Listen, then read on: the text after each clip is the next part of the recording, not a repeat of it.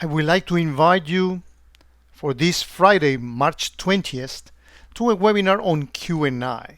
This is all about inspecting the full details of the payload.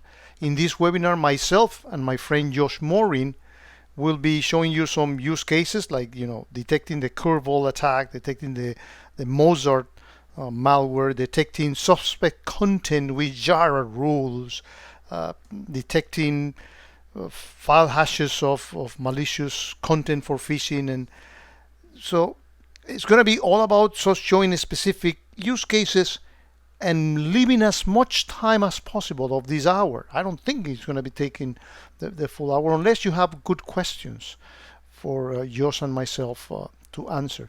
A link for registering to this webinar is in the video description of this video, and we certainly look forward to see you Friday.